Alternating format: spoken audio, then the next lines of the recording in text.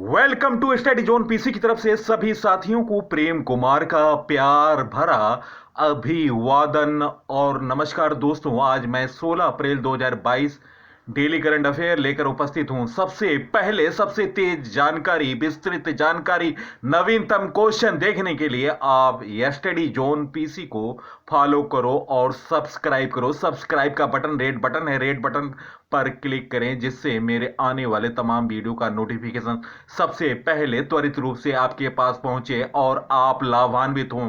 तो दोस्तों, मैं वीडियो को प्रारंभ कर रहा हूं। फर्स्ट क्वेश्चन, 15 अप्रैल 2022 को पनडुब्बी INS वागसीर को कहां से लॉन्च किया गया? गाइस, इस प्रश्न का सही उत्तर option A Mazagon docks, Mumbai, Maharashtra. इस प्रश्न का सही उत्तर है 15 अप्रैल 2022 को पनडुब्बी ISN वागशीर को मुंबई के मझगांव डॉक्स पर लॉन्च की गई। इसकी लॉन्चिंग प्रोजेक्ट 75 के तहत की जा रही है। INS वागशीर यह एक scorpion Kalwari class diesel electric submarine है। यह बेहद आधुनिक नेविगेशन ट्रैकिंग प्रणालियों से लैस है। इसके साथ ही इसमें कई तरह के हथियारों को भी शामिल किया गया। प्रोजेक्ट 75 के तहत अभी 5 आधुनिक पनडुब्बियां भारत की रक्षा में तैनात की गई हैं। अब इस प्रोजेक्ट की आखिरी पनडुब्बी INS वागसीर को लॉन्च किया जाएगा। दोस्तों, दुश्मन के लिए कहर बनने वाली इस सबमरीन के फिलहाल 1 साल तक समुद्री परीक्षण होगा। उसके बाद सबमरीन को भारतीय नौसेना में कमीशन किया जाएगा। दोस्तों, यह कलवारी क्लास पनडुब्बी है। लंबाई लगभग 221 फीट और ऊंचाई है 40 फीट और बीम है 20 feet. 4 MTU 12V 396 SE84 diesel engine है। 360 बैटरी सेल्स लगते हैं। 20 किलोमीटर प्रति घंटा गति होती है। पानी की सतह पर 27 किलोमीटर प्रति घंटा की रफ्तार से चलती है। पानी के अंदर 15 किलोमीटर प्रति घंटा की रफ्तार से 12,000 किलोमीटर तक चल सकती है। 1020 किलोमीटर की रेंज तक जा सकती है पानी के अंदर, लेकिन गति 74 किलोमीटर प्रति घंटा होना चाहिए। INS वागसीर कई प्रकार के मिशनों को अंजाम दे सकती है, जैसे कि सतह विरोधी युद्ध, पनडुब्बी रोधी युद्ध, खुफिया जानकारी एकत्र करना, समुद्री बारूदी सुरंग बिछाना, क्षेत्र की निगरानी आदि। पनडुब्बी को ऑपरेशन के समय हर परिस्थिति में संचालित करने के लिए डिजाइन किया गया। इस सबमरीन को भूमिगत डार्क शिप बिल्डर्स ने दोस्तों इस सबमरीन को मझगांव डॉक शिप बिल्डर्स ने बनाया है। यह पूरी तरह से मेक इन इंडिया और आत्मनिर्भर भारत के तहत बनाया गया है। नेक्स्ट क्वेश्चन, किस राज्य के पूर्व स्वास्थ्य मंत्री MP गोविंदन नायर का 14 अप्रैल 2022 को निधन हो गया? गाइस, इस प्रश्न का सही उत्तर ऑप्शन ए केरल। केरल के पूर्व स्वास्थ्य मंत्री MP गोविंदन नायर का 14 अप्रैल बुधवार सुबह इनका निधन हो गया। MP गोविंदन नायर 1962 से 1964 तक राज्य में कांग्रेस शासन के दौरान स्वास्थ्य मंत्री थे। सक्रिय राजनीति जीवन से सेवानिवृत्त होने से पहले वह संसद सदस्य और त्रावणकोर देवस्वम बोर्ड के अध्यक्ष थे। दोस्तों, केरल के बारे में जानते हैं। केरल का गठन 1 नवंबर 1956, क्षेत्रफल रैंक 22, जनसंख्या रैंक 14, साक्षरता दर 94%, लिंगानुपात 1084। केरल की राजधानी तिरुवनंतपुरम है। दोस्तों, पाल हैं आरिफ मोहम्मद खान, मुख्य न्यायाधीश एस मणिकुमार, राजकीय वृक्ष नारियल, राजकीय फूल अमलतास, राजकीय फल कटहल, राजकीय मछली ग्रीन क्रोमाइड, शास्त्रीय नृत्य केरल का कथकली तथा Mohiniyattam, national park Anamudi 16, national park Eravikulam, national park Periyar, national park Silent Valley national park तथा पंपादुम नेशनल पार्क। बांध है मल्ला पेरियार बांध, इदुक्की बांध पेरियार नदी पर तथा बंसूरा सागर बांध काबनी नदी पर। नेक्स्ट क्वेश्चन, केंद्रीय मंत्रिमंडल ने पुनर्गठित राष्ट्रीय स्वराज अभियान RGSA कब तक बढ़ाने की मंजूरी दी? गाइस इस प्रश्न का सही उत्तर ऑप्शन ए 2025-26। दोस्तों, केंद्रीय मंत्रिमंडल ने पुनर्गठित राष्ट्रीय ग्राम स्वराज अभियान RGSA को वर्ष 2025-26 तक बढ़ाने को 14 अप्रैल बुधवार को मंजूरी दी, जिस पर 5,911 करोड़ रुपए खर्च होगा। पूर्व की तुलना में इस योजना में 60% राशि की वृद्धि होगी। दोस्तों, केंद्र का हिस्सा 3,700 करोड़ और राज्य की हिस्सेदारी 2,211 करोड़ होगी। इसके माध्यम से 2.78 लाख ग्रामीण स्थानीय निकायों को सतत विकास लक्ष्य को पूरा करने में मदद मिलेगी। दोस्तों, राष्ट्रीय ग्राम स्वराज अभियान RGS की अध्यक्षता प्रधानमंत्री नरेंद्र मोदी ने की थी। नेक्स्ट क्वेश्चन, वाणिज्य मंत्रालय द्वारा आंकड़ों के अनुसार मार्च 2022 में देश का निर्यात एक साल पहले की तुलना में 19.76% बढ़कर कितना हो गया? गाइस इस प्रश्न का सही उत्तर ऑप्शन ए 42.22 बिलियन डॉलर। वाणिज्य मंत्रालय द्वारा जारी आंकड़ों के अनुसार मार्च 2022 में देश का निर्यात एक साल पहले की अवधि की तुलना में 19.76% बढ़कर 42.22 बिलियन डॉलर हो गया। मार्च 2021 में 35.26 बिलियन अमेरिकी डॉलर का निर्यात हुआ। इसके बाद भारत ने बीते वर्ष में 400 बिलियन अमेरिकी डॉलर के निर्यात लक्ष्य को हासिल किया। इस दौरान पेट्रोलियम उत्पाद, इंजीनियरिंग वस्तुओं, रत्न आभूषण और रसायन क्षेत्र से बेहतर प्रदर्शन किया और इसके योगदान से देश का कुल निर्यात 418 बिलियन डॉलर के रिकॉर्ड स्तर पर पहुंच गया। पिछले महीने यानी 2022 में आयात 24.21% बढ़कर 60.74 अरब डॉलर हो गया। इसके साथ ही मार्च 2021 में 13.64 बिलियन अमेरिकी डॉलर के मुकाबले समीक्षाधीन महीने में व्यापार घाटा बढ़कर 18.51 बिलियन अमेरिकी डॉलर हो गया। नेक्स्ट क्वेश्चन, इंफोसिस कंपनी के चौथी तिमाही में शुद्ध लाभ 12% बढ़कर कितने करोड़ हो गया? गाइस इस प्रश्न का सही उत्तर ऑप्शन ए 5,868 करोड़ रुपए। इंफोसिस के चौथी तिमाही के नतीजे आ गए हैं, जो कि काफी शानदार रहा।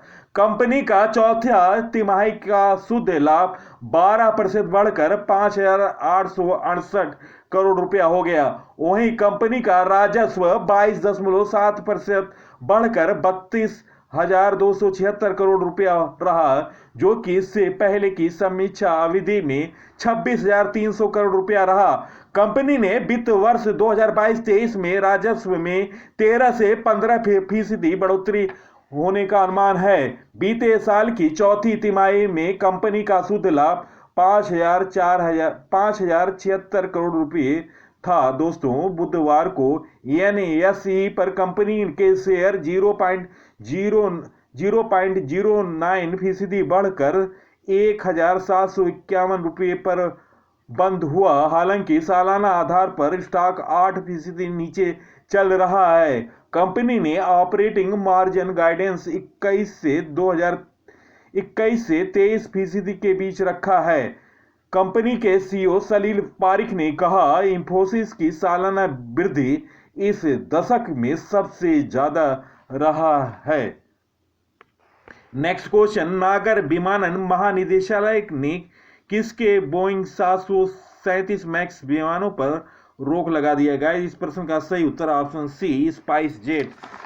नागर विमानन महानिदेशालय DGC ने स्पाइस जेट के बोइंग 737 मैक्स विमानों के उड़ानों पर रोक लगा दी। यह पायलट उचित रूप से प्रशिक्षित नहीं थे, इसलिए डीजीसीए ने यह कदम उठाया। गौरतलब है कि डीजीसीए ने अदीस अबाबा के पास इथियोपियन एयरलाइंस में एक 737 मैक्स विमान के दुर्घटनाग्रस्त होने के 3 दिन बाद 13 मार्च 2019 को बोइंग 737 मैक्स विमानों के परिचालन पर रोक लगा दी। इस हादसे में 4 भारतीय सहित कुल 157 लोग मारे गए थे। स्पाइस जेट मौजूदा समय में 11 मैक्स विमानों का संचालन कर रही है। इस विमानों के संचालन के लिए कंपनी को करीब 144 पायलटों की जरूरत है।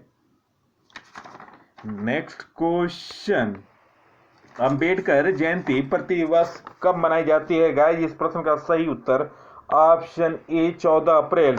अंबेडकर जयंती 14 अप्रैल को बाबा साहेब डॉक्टर भीमराव अंबेडकर की जयंती के उपलक्ष्य में मनाई जाती है।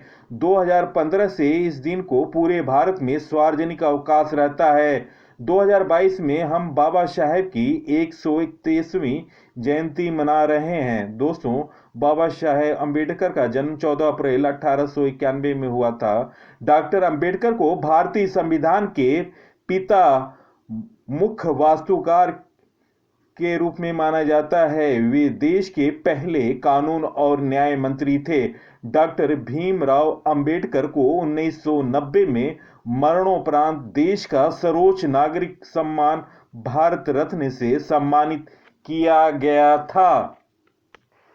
नेक्स्ट क्वेश्चन, हाल में राष्ट्रीय अल्पसंख्यक आयोग के प्रमुख किसे नियुक्त किया गया है? गाइस, इस प्रश्न का सही उत्तर ऑप्शन डी इकबाल सिंह लालपुरा। केंद्र सरकार ने पंजाब कैडर के सेवानिवृत्त आईपीएस अधिकारी इकबाल सिंह लालपुरा को राष्ट्रीय अल्पसंख्यक आयोग का अध्यक्ष फिर से नियुक्त किया है। लालपुरा, जिन्हें पहली बार सितंबर में अध्यक्ष के रूप में नियुक्त किया गया था, रोपड़ विधानसभा क्षेत्र से भाजपा उम्मीदवार के रूप में चुनाव लड़ने के लिए दिसंबर में पद से इस्तीफा देना पड़ा था, जो कि वह हार गए थे। सिख और पंजाबी संस्कृति पर किताब लिखने वाले एक सिख बुद्धिजीवी लालपुरा को पिछले साल सितंबर में भाजपा का प्रवक्ता नियुक्त किया गया था। दोस्तों, राष्ट्रीय अल्पसंख्यक आयोग की स्थापना संसद के द्वारा 1992 के राष्ट्रीय आयोग अधिनियम के साथ इसका स्थापना हुआ था। दोस्तों, राष्ट्रीय अल्पसंख्यक आयोग की स्थापना 17 मई 1993 में हुआ। मुख्यालय नई दिल्ली। अध्यक्ष इकबाल सिंह लालपुरा। अल्पसंख्यक मामलों के मंत्री हैं मुख्तार अब्बास नकवी। दोस्तों, हाल में नई नियुक्तियां, संघाई सहयोग संगठन के नए महासचिव बने ग्रेवियन बोरिक। उर्जित पटेल AIIB के उपाध्यक्ष नियुक्त हुए। केरल राज्य चलचित्र अकादमी के अध्यक्ष रंजीत बालकृष्णन हुए। असम राइफल्स के 20वें महानिरीक्षक विकास लेखरा हुए। टेस्ला कंपनी के कर्मचारी के रूप में नियुक्त होने वाले प्रथम भारतीय अशोक अलुसामी बने। पाकिस्तान सुप्रीम कोर्ट की पहली महिला न्यायाधीश बनी आयशा मलिक। IRDAI के नए अध्यक्ष बने देवाशीष पांडा। वैश्विक फार्मा कंपनी ल्यूपिन लिमिटेड ने शक्ति अभियान के लिए मैरी कॉम को ब्रांड एम्बेसडर बनाया। भारतीय वायुसेना अकादमी के नए कमांडेंट बी चंद्रशेखर बने। चार धाम परियोजना समिति का नया अध्यक्ष जस्टिस AK सिकरी बने। ऑल इंडिया के नए चेयरमैन एवं प्रबंध निदेशक रंजीत रथ बने। कॉलगेट पोमोलिव इंडिया के नए MD and CEO Prabha Narasimhan बनी। ग्रेबियल बोरिक चिली के सबसे युवा राष्ट्रपति बनी। अमेरिकी राष्ट्रपति जो बाइडेन ने भारतीय मूल की राजनीतिक कार्यकर्ता शेफाली राजन दुग्गल को नीदरलैंड में अपना राजदूत नियुक्त किया। भारतीय वाणिज्य एवं उद्योग के नए अध्यक्ष सुमन सिन्हा बने। मुंबई के नौसेना के डाक यार्ड के एडमिरल अध्यक्ष KP अरविंदन बने। भारतीय ऐतिहासिक अनुसंधान परिषद के नए अध्यक्ष रघुवंश तंवर बने। Broadcast audience research council के नए अध्यक्ष शशि सिन्हा बने। रक्षा मंत्रालय के नए सलाहकार विनोद जी खंडारे बने। देश की सबसे बड़ी कार निर्माता कंपनी मारुति सुजुकी इंडिया के नए एमडी एंड सीईओ प्रशांत झावरी बने। भारतीय अंतरिक्ष अनुसंधान संगठन के नए अध्यक्ष एस सोमनाथ बने। परिधान निर्यात संवर्धन परिषद एपीईसी के नए अध्यक्ष नरेंद्र कुमार गोयनका बने। कल्याण ज्वेलर्स के नए अध्यक्ष विनोद राय बने। नेक्स्ट क्वेश्चन, FIH जूनियर महिला हॉकी विश्व कप का खिताब किसने जीता? गाइस, इस प्रश्न का सही उत्तर ऑप्शन ए नीदरलैंड। नीदरलैंड ने दक्षिण अफ्रीका के पोर्टचेफस्ट्रूम शहर में आयोजित महिला हॉकी विश्व कप 2022 के फाइनल में जर्मनी को 3-1 से हराकर चौथी बार FIH जूनियर महिला हॉकी विश्व कप का खिताब जीत लिया। वहीं भारत FIH जूनियर महिला हॉकी विश्व कप 2021 में चौथे स्थान पर संतोष करना पड़ा। कांस्य पदक के मुकाबले में ब्रिटेन ने भारत को हराया था। FIH जूनियर महिला विश्व कप 2021 वर्ष 2021 में आयोजित किया जाना था, लेकिन कोरोना की वजह से इसका आयोजन 2022 में हुआ। आयोजन स्थल पोर्टचेफस्ट्रूम, दक्षिण Africa. Next question, Havells India के उपभोक्ता सामान ब्रांड लाइट के ब्रांड एम्बेसडर कौन बने? गाइस, इस प्रश्न का सही उत्तर ऑप्शन डी सौरभ गांगुली। दोस्तों, सौरभ गांगुली हैवेल्स इंडिया के उपभोक्ता सामान ब्रांड लाइट के नए ब्रांड एम्बेसडर बने। हैवेल्स इंडिया की स्थापना 1958 में हुई थी और इसका मुख्यालय नोएडा, उत्तर प्रदेश है। दोस्तों, टॉप ब्रांड एम्बेसडर उत्तराखंड के नए ब्रांड एम्बेसडर बने अक्षय कुमार। बिहार के खादी और हस्तशिल्प के नए ब्रांड एम्बेसडर बने Manoj Tiwari. Footwear company Bata India की नई ब्रांड एम्बेसडर बनी दिशा पटानी। अतुल भारत पल्स पोलियो हेपेटाइटिस MBV उन्मूलन GST crypto exchange company coin DS के ब्रांड एम्बेसडर बने सदी के महानायक अमिताभ बच्चन। भारत के सबसे बड़े ऑनलाइन गेम्स 24/7 रमी सर्कल के नए ब्रांड एम्बेसडर बने Hrithik Roshan. Gaming app A23 के ब्रांड एम्बेसडर बने शाहरुख खान बने। एग्रीटेक स्टार्टअप कंपनी कृषि नेटवर्क के नए ब्रांड एम्बेसडर बने पंकज त्रिपाठी। बेटी बचाओ बेटी पढ़ाओ योजना की नई ब्रांड एम्बेसडर बनी तनिष्का कोटिया और रितिका कोटिया। कोल्ड ड्रिंक के ब्रांड एम्बेसडर शाहरुख खान बने। ऑनलाइन गेमिंग प्लेटफॉर्म बिंजो के नए ब्रांड एम्बेसडर बने महेंद्र सिंह धोनी। फायरबोल्ट के नए ब्रांड एम्बेसडर विराट कोहली बने। Discovery sports channel euro sports India के ब्रांड एम्बेसडर जान इब्राहिम बने। नेक्स्ट क्वेश्चन, कुष्ठ रोग के लिए अंतर्राष्ट्रीय गांधी पुरस्कार से किसे सम्मानित किया गया? गाइस, इस प्रश्न का सही उत्तर option C doctor Bhushan Kumar और कुष्ठ यज्ञ ट्रस्ट गुजरात को अंतर्राष्ट्रीय गांधी पुरस्कार से सम्मानित किया गया।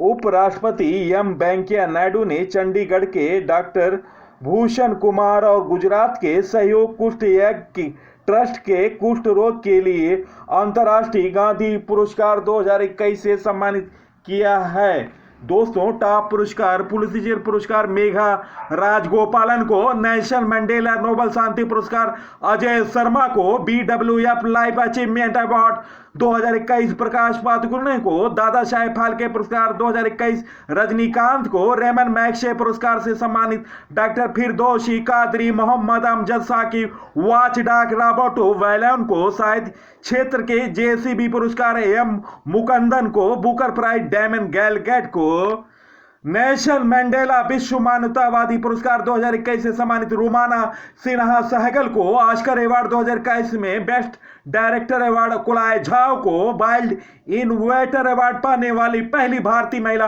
कथी करंत छत्तीसगढ़ वीरानी पुरस्कार 2021 से सम्मानित एथलेटिक स्टार दूती चंद को, सर रिचर्ड हैडले अवार्ड से सम्मानित न्यूजीलैंड के कप्तान भूतपूर्व केन विलियमसन को, प्रतिष्ठित पुरस्कार भारत रत्न डॉक्टर अंबेडकर पुरस्कार 2021 से सम्मानित हर्षाली मल्होत्रा, जैनसिस प्राइज 2022 से सम्मानित अल्बर्ट वोला को गोल्डन ग्लोब पुरस्कार जीतने वाले पहले दक्षिण कोरिया अभिनेता Oh Young Soo, Mother Teresa memorial award 2021 Denmark को रामनाथ गोयनका पुरस्कार, जीशान ए लतीफ को उर्दू का साहित्य पुरस्कार 2021 चंद्रभान ख्याल को मिला। मिसेज वर्ल्ड 2022 प्रतियोगिता में सर्वश्रेष्ठ राष्ट्रीय पोशाक पुरस्कार नवदीप कौर को प्रित्जर पुरस्कार 2022 में जीतने वाली पहली अफ्रीकी फ्रांसिस केरे बनी। वैज्ञानिक अनुसंधान में उत्कृष्ट कार्य के लिए 31वें जीडी बिड़ला पुरस्कार से नारायण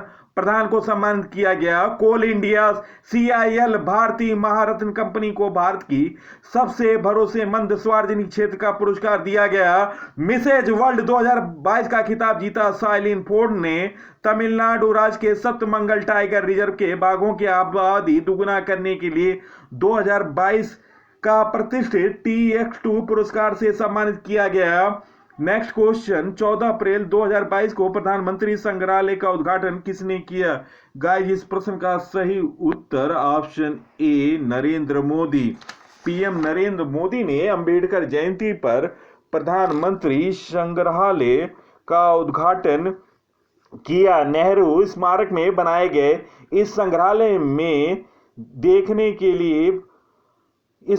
को देखने के लिए प्रधानमंत्री ने पहला टिकट लिया है और इसके बाद उन्होंने इस नवनिर्मित संग्रहालय का भ्रमण भी किया। देश के सभी पूर्व प्रधानमंत्री को समर्पित यह म्यूजियम 15,600 वर्ग मीटर में बना है और इसके निर्माण पर करीब 217 करोड़ की लागत आई है। यह देश के 14 पूर्व प्रधानमंत्रियों के जीवन और उनके कार्यकाल के दौरान हुई कार्यों की जानकारी दी गई। इस म्यूजियम के माध्यम से आजाद भारत की सभी सरकारों के कामकाज और देश के समृद्ध लोकतांत्रिक इतिहास को दर्शाया गया। यहाँ पर पूर्व PM लाल बहादुर शास्त्री की वह फिएट कार भी रखी गई जो उन्होंने 1961 में पदभार ग्रहण करने के तुरंत बाद खरीदी थी। इस संग्रहालय में 43 दीर्घाएं हैं। यहाँ पूर्व प्रधानमंत्री की पुरानी फोटोज, वीडियो क्लिप, महत्वपूर्ण पत्राचार, व्यक्तिगत वस्तुएं, उपहार आदि भी देखने को मिली हैं। नेक्स्ट क्वेश्चन, भारत में हर साल कितने लाख टन प्लास्टिक कचरा पैदा हो रहा है? गाइस, इस प्रश्न का सही उत्तर option A 35 lakh ton. Bharat में हर साल 35 लाख टन प्लास्टिक कचरा पैदा हो रहा है। बीते 5 साल में देश में प्रति व्यक्ति प्लास्टिक कचरा पैदा होने की मात्रा दोगुनी हो गई। यह जानकारी पर्यावरण मंत्री भूपेंद्र यादव ने दी। इस कचरे की वृद्धि दर 21.8% सालाना है। साल 2015-16 में देश में 15.89 लाख टन प्लास्टिक कचरा निकल रहा था। दोस्तों, भूपेंद्र यादव ने बताया कि single use plastic waste management पर नेशनल डैशबोर्ड जैसी पहल भी की गई। अमेरिका दुनिया में सबसे ज्यादा प्लास्टिक कचरा फैलाने वाला देश है। दोस्तों, अमेरिका ने साल 2016 में 4.2 करोड़ टन प्लास्टिक कचरा पैदा किया। यह प्लास्टिक कचरा चीन के प्लास्टिक कचरे के दोगुने से अधिक और यूरोपियन यूनियन के सभी देशों द्वारा उत्पादित कचरे से भी अधिक था। औसतन एक अमेरिकी साल भर में 130 किलोग्राम प्लास्टिक कचरा पैदा करता है। 6 दशक पहले प्लास्टिक का उत्पादन शुरू हुआ था। आज 830 करोड़ टन हो चुका है उत्पादन। 90% प्लास्टिक कचरा रिसाइकलिंग नहीं हो पाती है। दोस्तों, 90% प्लास्टिक कचरे का 1.3 करोड़ टन प्लास्टिक कचरा हर साल सीधे समुद्रों में गिर रहा है। दोस्तों, सबसे ज्यादा प्लास्टिक कचरा पैदा करने वाले देशों में अमेरिका प्रति व्यक्ति कचरा 130.09 किलो, कुल 4.2 करोड़ टन। यूरोपियन सदस्य देश हैं 28, 54.66 किलो कचरा प्रति व्यक्ति, 2.9 करोड़ टन। ब्रिटेन है प्रति व्यक्ति कचरा 99 किलो, कुल है 64 लाख टन। चीन है 15.67 किलो कचरा और कुल है 2.1 करोड़ टन। ब्राजील है 51.78 किलो और कुल है 1.01 करोड़ टन। इंडोनेशिया प्रति व्यक्ति कचरा 34.9 किलो और कुल है 91 लाख टन। जर्मनी है 81.16 किलो और कुल है 66 लाख टन। दोस्तों, सिंगल यूज प्लास्टिक प्रयोग में भारत का 94वां स्थान है। ऑस्ट्रेलिया 59 किलो, अमेरिका 53 किलो, दक्षिण Korea 44 kilo, Britain 44 kilo, Japan 37 kilo, France 36 kilo, Spain 34 kilo, Germany 22 kilo, चीन 18 किलो, भारत 4 किलो। दोस्तों, यह स्रोत the plastic best makers India 2019 से 2021 के बीच है। दोस्तों, वीडियो देखने पर बहुत बहुत धन्यवाद। सबसे तेज जानकारी के लिए आप ये स्टडी जोन पीसी को फॉलो करो और सब्सक्राइब करो। सब्सक्राइब का बटन रेड बटन है, रेड बटन पर क्लिक करो जिससे मेरे आने वाले तमाम वीडियो का सबसे पहले नोटिफिकेशन आपके पास पहुंचे और त्वरित रूप से आप लाभान्वित हो सकें। दोस्तों, हमारे टॉपिक वाइज वीडियो भी देखें। ऑस्कर अवार्ड 2022, अलविदा लता मंगेशकर 2022, साहित्य अकादमी पुरस्कार, फिल्म फेयर पुरस्कार 2022, ऑस्कर पुरस्कार 2022, योगी आदित्यनाथ का राज तिलक, मुख्यमंत्री पंजाब के पर भी मैंने वीडियो बनाए हैं, पंजाब के मुख्यमंत्री पर भी। और इसके अलावा हमारी सीरीज चल रही है जीके का तूफान सीरीज, 23 वीडियो अपलोड हो चुके हैं। और इसके अलावा GK challenge for you 6 video upload हो चुके हैं और जीके ज्ञान का रसगुल्ला 6 वीडियो अपलोड हो चुके हैं। इन सभी वीडियो को ज़्यादा से ज़्यादा अपने साथियों को फेसबुक, इंस्टाग्राम, टेलीग्राम और व्हाट्सएप ग्रुपों पर शेयर करें। धन्यवाद, नमस्कार, जय हिंद।